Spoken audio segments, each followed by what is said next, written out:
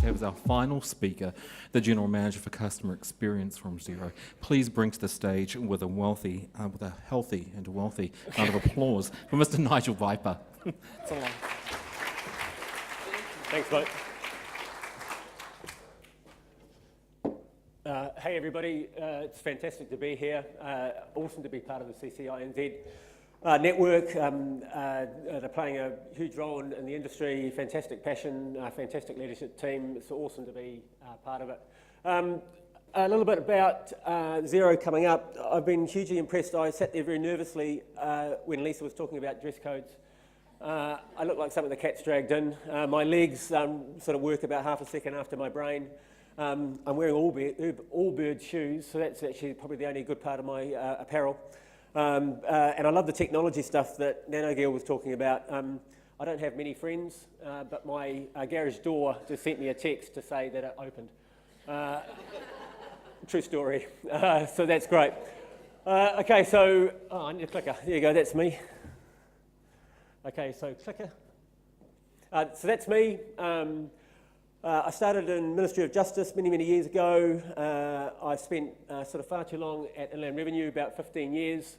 For the last few of those years, I was heavily involved in technology implementation, virtual hold, open speech navigation, and voice biometrics that we called Voice ID because we thought the biometric word was a bit scary. So I was involved in those projects.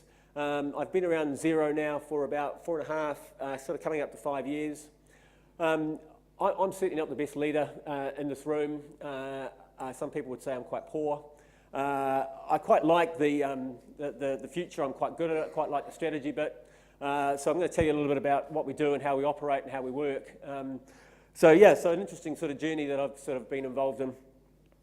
I know that I'm the last sort of speaker before you have drinks, so I'm going to try and move through really, really quickly. Come and grab me afterwards if you want to sort of ask questions and you don't like anything I say, that's okay. So customer success, made up of 3 parts. So we have effectively all our customer experience teams around the world. I look after what's called our content support. So we do a lot of features, a lot of releases, and so I'm heavily involved in making sure what we write, what we actually put up in our feature requests, what we put up our help centre, all our knowledge articles. I have control over that. And I also lead the global education teams, which sit in region and do a lot of work around certification and courses. So I deliberately now have sort of different pieces of the journey. That's quite important from the sense that typically I've come from a very reactive sort of call centre background. So we tended to we used to love Christmas Eve in Inland Revenue. Nobody ever called us. It was probably the only day. But very, very reactive, and so what I've always wanted to do at Xero is move that from a reactive to a very proactive sort of model. This allows us much more to be able to do that, get involved in a lot more around the education, a lot more about going out, reaching out to people before they need help. I'm going to talk a little bit about that as we go along. We move incredibly fast at Xero. By the way, I'm stepping across the stage. I'm trying to do my step count. I still haven't done my 10,000. I'm not used to sitting all day, so I'm just trying to see if I can clock up a couple of steps. We move very, very quick at Xero. In the early days, we were growing at about 80% customer growth per year. This year, we're going to be growing at around 40%, but from a million base customer, growing by another 400,000 customers is a huge feat. Rod, I stole this quote from Rod, it's like changing the engines while still flying the plane. Nothing stops, we still have to continue to deliver the most outrageous service we can possibly give, but there's a hell of a lot of technology stuff that we actually need to change and grow to be able to get a lot quicker and a lot faster at actually what we do. We fail fast, so we don't mind failing, that's okay. If it doesn't work, we bury the body and we start again. That's okay, but it's incredibly hard in terms of what we do. The easy part for me is when I came in back in late 2012, 2013, I always knew we were going to have 1 million customers. And so I had an advantage. And at that time when I came in, we had 100,000 customers and we had 55 people sitting in CX around the world in 3 regions. And so I always knew that one day we'd have 1 million customers. And so it forced me very, very early in the journey to start thinking about decisions based on 1 million customers rather than decisions based on 100,000 customers. And so some of the hard challenges that I had were made easier for the fact that this was all about a journey. So I was dreaming of 2017 back when I started in late 2012. Right now I'm dreaming of 2022. And I'm going to talk to you about what's going to happen as we grow. Here's a question. I'm going to ask this at the end as well. Are your people doing the best work of their lives? So have a think about that. I'm going to tell you a little bit about what we do in Xero. I'm going to come back to that question at the end. But I've learned along in my journey that everything works based on people. People. So everything that we work on, everything that we can do, we can talk about technology till we're blue in the face, everything comes back to, are your people doing the best work of their lives? Our values. You'll be hard-pressed to find these on our website. You won't. Actually, hands up who came and visited us yesterday. Okay, cool. Hopefully I'll talk about some of the things we talked about yesterday and hopefully a few other things, but thank you for coming along and staying for drinks. That was very nice. These are our Xero values. Each one of those is incredibly important for what we do and how we operate as Xeros. So everybody starts talking about these, everybody can relate to these. It's taken on a life of its own. So when we thank someone for a piece of work, they will say that is #human, that is #ownership, that is absolutely champion. So we actually use this in everything that we do. If you ask any Xero, they'll know exactly what our values are. And so this isn't something that's just published once and then forgotten about. We live, we eat, we breathe Xero values in everything that we do. The human one probably is my one. I just love the fact that there are real human people who you genuinely care about. You might not be on your Christmas card list, but you, from a professional sense, are the most amazing people. They have an incredible passion for what they do, and my job is to get out of their way and let them get on and do it. Life at Xero.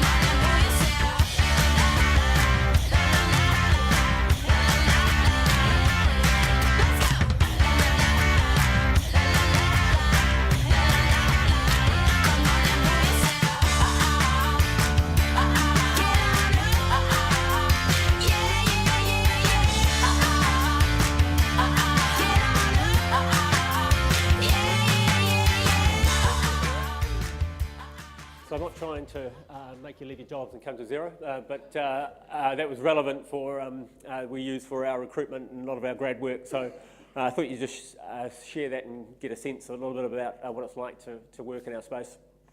Okay, so I want to talk about sort of three things. I'm going to talk about a little bit about our people as well, and then I'm going to do a little bit of bit at the end around disruption, and just want to cover a few things. But journey, challenge, response, and some of the things that we've actually sort of done. Okay, the journey. This is the very, very first time that our two coders sat in a room and started trying to write Xero. So, real picture. They look a lot younger there. They're still employed by Xero. That's Craig Walker, our CTO. That's Fletch. And they sat in a grotty apartment, or not that one, there was another one, and actually started with accounting for dummies, and they tried to start writing software and accounting software. So that's the very first picture. We're very proud of that picture. It comes out at anniversary time every year. And then the journey. So we started back in 2006. We IPO'd with 204 customers. The joke was that half of the customers had the last name of Jury. Rod managed to convince most of his family to take a subscription to make the numbers look better. So we started very, very young. We grew up effectively as an IPO'd company, which meant a lot more rigour around, particularly around the financial information and things that we actually had to disclose. So we're sort of used to playing in that space.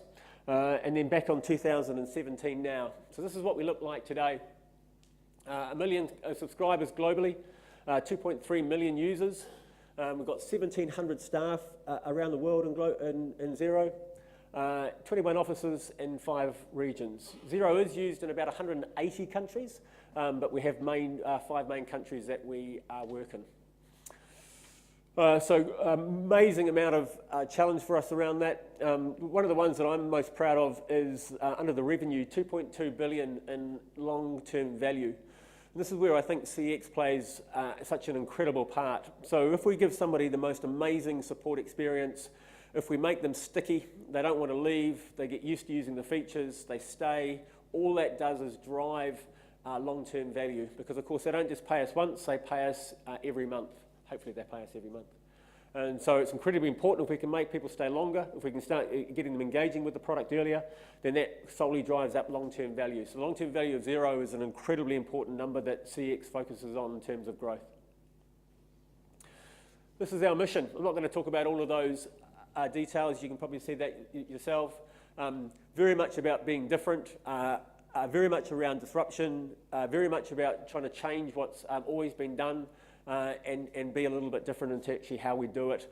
Increasingly, we play a role in stopping churn and helping people, particularly in their trial period, move from trial to paying. So CX plays a lot in that space increasingly, and we're starting to leverage machine learning, particularly in our support environment, and going to touch on that as well.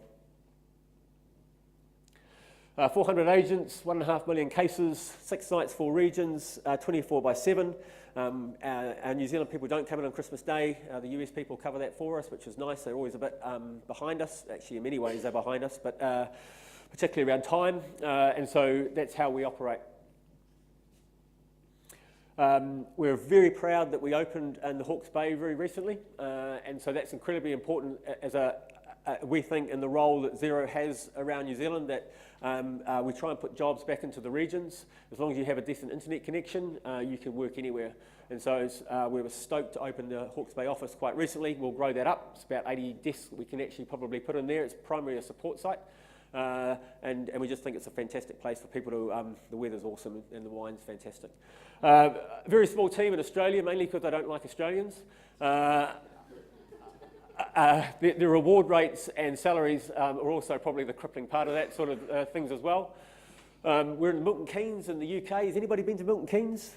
Please don't go there. It's not the most exciting place, I think. Cool team, fantastic environment, but we're growing heavily there. This is CX people, I should say. And the US, we are open in Denver. So you saw in the video the snowboarding in Denver. That was from our Denver office. I'd love to lie and say we chose Denver strategically around being in the middle of the country and covering time zones, but the truth was that Xero's like to ski. And we thought it would be quite nice to be near the Rockies. And so that's why we opened an office in Denver. I was in the meeting at the time. I'd love to stand up here and say that I have this most amazing work-life balance, that I'm in control of what I do. That would be an absolute lie. I dare say for many of you in the room that probably is also a lie. I have absolutely no work-life balance. I'm glued to my cell phone My wife thinks I'm having an affair with my laptop. And pretty much, I just work. I keep on saying I can come and go as I please, and I shoot out for a run at lunchtime. But generally, I work incredibly hard, and I have no work-life balance. One day I will. It's up to me to put some structures in place, to put leaders in place that allows me to have a little bit more freedom. But at the moment, it's pretty frantic, and all I do pretty much is work. That felt good, actually, letting that come out. I get quite emotional about that. Okay, so we like being different. We have a saying, A's hire A's, otherwise B's hire C's. And so we do extensive amounts of work when it comes to recruiting. The centre joke was our HR manager in New Zealand was interviewed by 13 people. It was like a speed dating exercise with people waiting outside the room and literally going in for 5 or 10 minutes. He's such an incredibly important position. It's not like anybody didn't trust him or like him, but everybody wanted to meet him. And so we went through this really long process. He did amazingly well, and he's currently living in Denver, relocated. Maybe he didn't like it. I also have a view, just don't be a dick. Please, right? Everybody knows what needs to happen. Everybody knows to keep the kitchen clean, although some forget. Everybody knows what's important, so just do the right thing. And I think the reality is 99% of people try and do the right thing. So why do we write processes? Why do we have rules for 100% of people? And so my HR department will probably try and tell you that there are a couple, but generally there are no policies, there are no procedures, there are no rules in Xero. We work on the basis that 99% of people want to do the right thing. We'll have courageous conversations with the 1% of people who don't want to get it right, but generally we focus on the people that actually just want to come in and do the best work of their lives. Culture is everything. I know it's an incredibly overused word. Everything we do is driven by culture. It's incredibly important. This is all about, for us, better schools and hospitals. If we can help grow small business, if we can give them the environment that they can start hiring people, they can stay in business, they actually get cash, they're paid on time, they're going to hire people, they're going to pay tax. All of that ultimately leads to GDP growth, and it leads to better schools and hospitals. Incredibly important for us as a society, and Xero's take this incredibly importantly, that we're going to go out there and help drive small business growth. We don't talk about the number of cases we closed today, number of tickets that we closed. All we care about is how many small businesses did we actually help today. We don't schedule people. The people that came and saw us yesterday, again, thank you. I think one of the bit of feedback we got that nobody could quite believe that we don't schedule or we don't really have break times. People can pretty much have breaks when they like. People can pretty much have lunch when they like. We give generally people a start time and a finish time, and from there we sort of let them sort of float between those times. We really don't care what people wear. We have people who shouldn't wear shorts. They don't have the legs to pull it off, males. But they still wear shorts every day. T-shirts, summer's just like a beach wear, but we just don't care. All we care about is a person and what they want to try and do for us. People play pool. We bring in baristas to teach them to make coffee because I'm sick of that cow noise or that sort of screaming cat noise when they try and do the milk. So that really annoys me. So we actually bring people in to help them actually learn how to make a decent coffee. And as it was alluded to before, we don't do inbound phone calls. We don't have 0800 numbers. We love outbound calls. So this is not anti-voice. We love making outbound calls. We get a real kick out of it, but we hate 0800s. And again, I came from an environment that I spent most of my life trying to do really complicated IVR systems, so nobody actually ever got through. And I was quite good at it, which is great. So no 0800 numbers. Yes, Xero was lucky. So Xero was born in 2006. We were born post-internet. How cool is that? So we had the opportunity of being different. We had the opportunity of doing things that nobody else could do. So if for all of the banks, utility companies, a lot of the government agencies, obviously, were all born pre-internet. The only way that they could probably engage with their customers was actually over the phone. So Xero had an opportunity to be a little bit different, and we took advantage of that. That said, we still had to have incredible courage. I was beaten up, I was abused, I got heaps of crap from customers saying, you must turn on telephones, you must turn on telephones, I will leave, you must turn on telephones. But I knew one day we would have 1 million customers. And I said, how do you deliver support to 1 million customers using phones especially when you charge a $50 deal, a $50 deal, a $50 deal, right? So we didn't have licenses, we didn't have contracts, people could leave when they like, and so the only way we could actually do this was actually try and be a little bit different. And so thankfully, that's actually worked out in the end. With 1 million customers, if we had headphones, I would have outsourced to countries that I can't pronounce, and generally that means a poor support experience, or certainly something a little bit different. We have great pride that there are real Xero people sitting in real Xero offices, wearing real Xero t-shirts, delivering the most outrageous support experience that a customer could ever have. We delight, I'll touch on that a little bit later, but more importantly, we have an emotional attachment to what we do. We absolutely care about small business, we care about the small business industry, we care about what we do. So our competitors can find degree level accountants, our competitors can find other people, but what they can't do, we believe, is match that emotional attachment to what you do. I care about the job, I care about the company I work for, I care about small business, I want to make a difference. I touched on coming in and snoozing. So this is our app. So people actually, if they want to snooze, they don't have to tell us, but we've got a couple of teams which is only really, really small. So from a time coverage, we say, if you're going to snooze, can you just tell us? And so what snooze pretty much means that they can start half an hour early or up to half an hour later than their normal start time. So if I'm on a 9 to 6, I can turn up pretty much any time between 8:30 and 9:30, and obviously I can go home half an hour earlier or half an hour later. So people get a chance to snooze. Normally after student night, people wake up and feeling a little bit sick, but they don't quite know how bad they'll feel in a few hours, so we give people the opportunity to bounce. So all they have to do is, I'm going to go and hide under the duvet for another few hours, so I might still come in, not quite sure, I'll let you know. And then we've got basically an out. I'm sick, I'm vomiting, I'm not coming in, and so they tell us on their app what their actual status of their time is. Cool? Somebody developed this for us on a train coming into work. That's quite nice. Globally, we work globally. It's one team. It really is one team. But that only works with technology.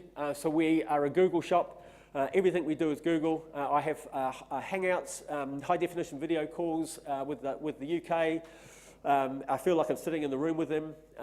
This is embarrassing to say, but I have leaders in Wellington who have worked with people who report to them in the UK for over 2 years, 3 years in some instances, and they have never met them. But with the power of Google and Hangouts, they feel they have a better relationship with those people than they do sometimes with somebody who's sitting 3 yards away from them back in Wellington. So this is all about global leadership and actually running global teams. We use Office Vibe, I'll touch on that in a slide. We have a global all hands every 2 weeks, so Rod stands up and tells us things that he probably shouldn't. So he tells us about companies that they might be looking to acquire, they tell us about the strategy, tell us about what the competitor playbook is doing. We record those, anybody can watch them at any time, but pretty much it's an incredibly open dialogue around what Xero is doing, our financials, what we're actually tracking, what our customer growth is, who's selling, and all of those exciting things. So really, really open communication in terms of what we're doing. Yammer, like a Facebook for internal, for companies, so we use everything's yammered. If you want the best cake recipe, it's on Yammer. If you want to see somebody blatting down a mountain somewhere because they're having a day off, it's on Yammer. If you want to know what's happening, what our competitors are doing, our marketing strategy, it's all on Yammer. If you don't want to know what the marketing strategy is, that's fine. But if you do, it's available for you, but you can't keep on sort of saying, I don't know, I didn't know. Go and find that information. We were just moving and transitioning into Slack, which we're quite excited about, and taking a little bit getting used to. You should have seen the Microsoft people. We had a lot of senior Microsoft people, so when we put in Google, oh boy, that went down well. It was like teaching an old dog new tricks. But after about 2 weeks, they loved it and thought Google was the future. By the way, I tried to do my slides on Google. Poor Edwin over there almost had a heart attack because it relies on, obviously, being online and having decent internet connection. So we had to do a quick conversion. So that's my life. I get to see what the queues are doing at any given moment of the time. So I can just download on the phone. I'm sure you've got the same. This is Office Vibe. I just did a copy and paste of this about 3 hours ago. So this gives me real-time, 24/7 employment engagement. So obviously as a SaaS firm, we use lots of other SaaS products. So this is Vibe. So here we go. You can do anonymous feedback or you can actually show. So there's a couple of people, Perry, he's telling us about new opportunities he's had. I can't read the other one, my eyes are gone. And then people pretty much give us verbatim comments around how they're feeling about things. They don't have to tell us who they are, but we get great insights from what they're actually thinking. That then rolls up into a score, so I can see in real time what's actually happening in all of my teams around the globe. I can click into any one of those traits and see trends. I can get help around, might be that Office 5 used to try and actually see if we can improve the scores. Anything in green is pretty much good. From about 7.4 down, it goes into amber, and it goes to red after about down from 4 below, I think. So this is out of 10, obviously. So we've got some pretty engaged teams that's going on, which is great. I look at this daily. I have to look at this daily. I respond to people daily. And then I'll meet somebody in Denver and they'll say, oh, that was a great answer you gave me on Office 5. And I go, what answer? I don't know who you were. And so it's interesting when people actually then come and tell me what they actually had raised. We're going agile in Wellington. So this is our new space. We have little lockers that are controlled by electronic swipe card. So no PIN numbers or padlocks. It's very embarrassing, but my life is in one of those little caddies down the bottom. So I have a laptop, a charger, a calculator. I don't know why I have a calculator, a pen, and a mobile phone charger. That's my life. And then all I do is I come in, I pull it out of my locker, and I go and find a spare desk and I sit at it. My facilities guy says that I'm in the office 7 out of 10 days. And I went, oh. And so why would I have a desk for all of the time? And so for the 30% of the time I'm not using a desk, somebody else uses it. And it means we can actually fit everybody into one building. I wanted to show you a little bit of a GIF, but again, the translation of slides didn't quite work. We do a hell of a lot of delight work where we surprise and delight customers. We look for opportunities to do things. This wasn't my idea. I don't control it. I don't approve the budget. Our people on the floor decided that they wanted to do small tokens of recognition to our customers. Very, very cool. I have no say. I don't want to have a say, and they drive it themselves. A great example, somebody sent a note and said, if you tell me I have to back out all of my pay runs and then do them again, fix the error and do them again, I'm going to smash my coffee cup. And somebody thought that was an opportunity to delight. How? I don't know. And so they sent them a coffee, and they sent them a brand new Zero coffee mug, one of the really cool ones with a glass on the top, and said, we really hope it worked. If you did smash your coffee cup, here's a replacement. Cost us $10. We got fantastic loyalty. We saw a really nice feedback from the customer. It's the small things that make the biggest difference. We like to win awards. We're pretty competitive. You'll see we started back in 2014. I'm delighted to announce that we've won the CCiNZ Agent of the Year for 2017 tonight. And I know that because we've got all 3 finalists in one particular section. So I'm claiming it now, and we're putting it up now. 2 days ago, we found out we won an International Stevie's bronze for some of our work around transition. So that's fantastic, and we're incredibly proud of this CANSTAR 5-star blue ratings. This is incredibly important. All our competitors go into this space, but the 5th one down, customer service, 5 stars. I have a job for another 12 months. And there's our friends at MYOB who didn't quite get to 5. Yes. A lot of people comment on social media about us. I love the one, 2nd row, 3rd down. There are many reasons why I like Xero. One of them is that they answer my queries faster than Sage answer their phone. Love that one. And so we get lots and lots of feedback on social. If you ever want to know what Xeros are up to, do the hashtag #DoBeautifulWork into Twitter for those tweeters out there. You'll see a whole series of people doing quite cool things in and out of work. Okay, the challenge. How do I deliver increasingly levels of service to 1 million customers, then 2 million customers, and then 3 million customers? I can't keep growing CX at the same rate as we actually do our customer growth. It's got to change.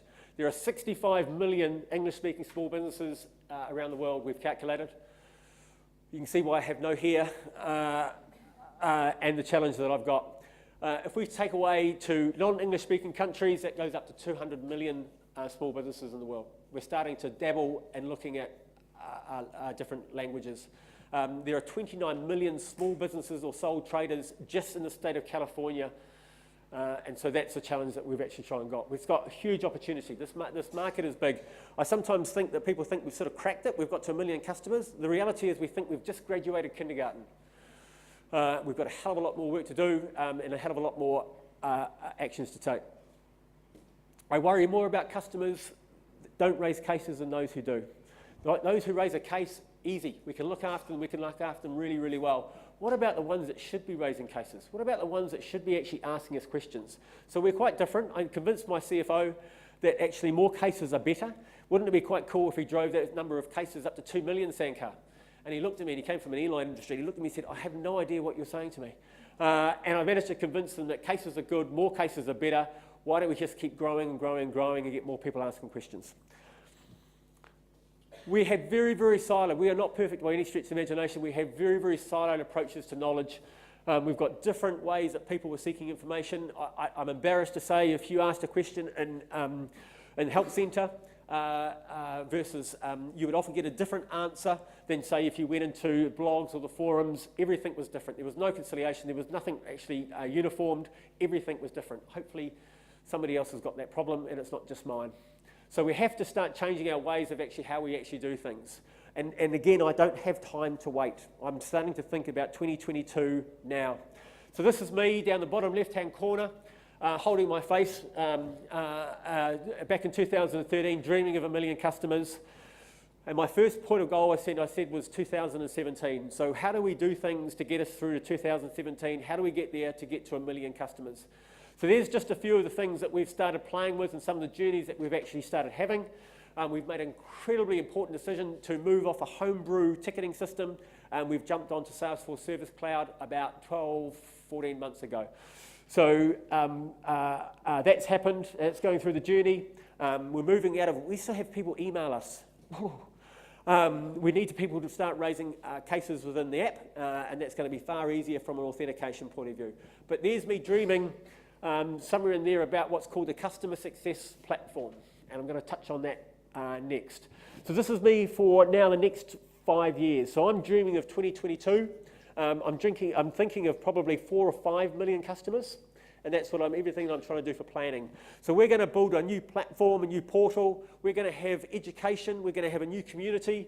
We're going to have case management, all linking off. So if somebody says I need help on my GST return, it will know what that customer has surfaced and used in the past, what sort of information do they like, whether that's a video, whether that's a Help Centre article, and we will start actually surfacing content to them in real time. It will be contextual. It will start learning as it goes how we've answered those cases in the past. I hate the term self-service. It does my nutting. Self-service to me means here's one of 23 answers we think might answer your question. And so what I want to move to an environment where we give contextual, real-time help to customers. So when someone says my bank feed is broken, well, we shouldn't go back and say what bank feed. We should know. So we actually should know what happened overnight with that bank feed. We should be able to actually pull up that information. We should be able to read the case in real time, again, because we have people coming and raising cases in app and servicing content that's relevant to them right now. And so this is where we're looking to drive to over the next couple of years. There's a hell of a lot more work to do, but we're actually starting to do it. For me to convince Xero to actually go and buy a tool like Salesforce was huge, because everybody in Xero wanted to build it, because they can build things. And I had to convince them that we didn't have to go and build things, we could actually go and buy things. And that was probably my biggest learning in the journey. So 2022 is my vision. There's some sort of cool little pictures there about what the future looks like. I think there's some challenges for us all as we go through the journey. But it's not just about the technology, it's all about the people, it's how you use that technology to create the change. So we're dabbling in machine learning. It's been pretty active now for 6 months. If you're interested in machine learning and you want to come and see us, please do. We're teaching the machine to learn is obviously what we're doing when we're talking about machine learning. Lots and lots of patterns of behaviour and actually trying to react to that. So particularly Xero, from a product point of view, is using machine learning. Rod often talks about what's called codeless accounting. We find that humans are useless. So they were coding all of their expenses to sales, didn't know what to code things for, but the machine knew better than them.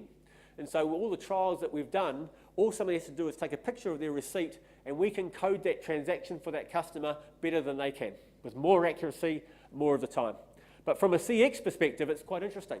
So we're starting to use machine learning now to route cases based on the words and the narratives. Intelligent enough not to pick up email signatures, and we're actually starting to see how we have used cases in the past and how we have communicated. And then we're going to use that one step further. We're going to start doing some work around human intervention, and we're going to start answering cases automatically without touching a person. And that's what's happening in terms of that. Okay, disruption. We're come to the last hurrah. Here's a question for you. What will customer service look like in 5 years' time? Have you asked that question? I challenge, I ask, I implore you to do that. You've got to think about what the future looks like rather than necessarily what you're dealing with now. You must think about this going forward. If you had to start again, if you had an opportunity to create a new service environment, a new service experience, if you had the time to actually go into your company and change it, would you do it the same way? Would you do it the same way you've got it set up today?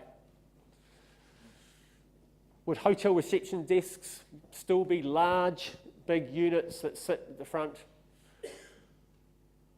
Would you invest in retail? Would you invest in websites? Would you still have everything on paper? Would you put things in the cloud? These are the sort of questions that you have to start asking yourself in terms of how things look different. This isn't me, this is TechCrunch, I think, who actually, you've got to start thinking about how we actually do things. Would your staff have desktops or would they all be on laptops? Customers are changing. We're seeing lots and lots of change. People are preferring to try and go and find their own information, find their own answers, go and find the website. It's only when they can't find the answer do they start getting a little bit grumpy about life. And so we're seeing a lot of change in terms of how customers want to interact with you from a support experience. Disruption. So we're pretty competitive, as I said. I suppose what we want to try and do is disrupt. The advice I've got is don't worry about your immediate group of competitors. You've got to think far broader than that. I didn't want to have a presentation. I didn't really want to say the word Uber or Airbnb, but these are the types of disruption that's actually going on in the industry at the moment. Interestingly, this is one of our competitors. Comments are calling it out pretty vocally that don't like Xero. This is probably my favourite. This is QuickBooks. They're a behemoth in the US, our biggest competitor. They spend $1 billion of advertising every year. To be honest, I really don't think they spent the dollars for this very wisely. They took us on about no phone support, and I love the bit at the bottom, Xero, your number is up. That's quite funny. But they put it on a telephone box. This is in London. I just thought it was quite witty. And then we've got another one from Sage saying, are you sick of Xero support? Which I thought was quite funny. I was a little bit grumpy about the 205 people that like that, 206 people who actually like that. And then I'm really, really proud of Ian, who decided to actually come back and say, and that's not me liking that, by the way. We tried to find Ian. We wanted to send him a gift, but we couldn't find him. So again, forget about your competitors. Don't wait to be disrupted. Go and challenge, go and change, go and do things differently. Go and think about the future. Rewrite the playbook on how you deliver support. There are waves and waves of disruption happening. So this is, again, I stole this from Rod. This is around generations and decades of actually disruption that we've actually seen. And so we think in the 20s we're going through a very, very different type of disruption, particularly around society. So autonomous transport's been touched on today, certainly around AI. Again, I love that stuff. Machine learning, augmentation, voice recognition, smart agents. So there is change coming. There's disruption changing. You actually need to be ready for it to make that happen. And that is the end. I think there might be some questions coming up. Otherwise, you can come and grab me. Yeah, sure. Actually, from Slido, we have a question here that's been sent in, and we want to know, how do you measure accountability within the team, or does the team self-regulate and are just naturally responsible? It's a great question, thank you. I didn't cover it. The only measure that we have is we look at number of cases that somebody closes. but we don't look at it on a daily basis. We look at it probably at a monthly basis. And the only reason I do that, I tried for a long time to have nothing, but people actually got quite competitive and wanted to know number of cases, and they actually wanted to know actually for themselves what was going on. So we actually started talking about cases closed. It's the only thing that we actually talk about. We don't have adherence, we don't have wait times, we don't have obviously after call work. Again, there is no lunch breaks, or so people just come and go as they please, but the only measure that people actually wanted to see is around the number of cases that they closed in a given day. Okay, and again, I'll just go back to this slide, and I'm sorry this was a rush. I just wanted to try and make sure we finished on time. I know how people are keen for a drink and to get out. Are your people doing the best work of their lives? This is your opportunity to maybe change some of the things that you've done, really empower your people to achieve and trust in what they're actually doing. Very, very last slide. That's me. If you want to be in contact, that's great. I'd love to talk a little bit more. If you want to come and visit, we're pretty open in Xero. We'd love to host you. We'd love to share what we do. Again, we're not saying we're perfect. We're just trying to do things and think differently about what that future looks like in terms of the environment. So please get in touch. Again, we'd love to host you either in Auckland or in Wellington, or if you're really that keen, you can go to the Bay. That will give us an excuse to go and travel there as well. So please get in touch, and thank you very much for your time.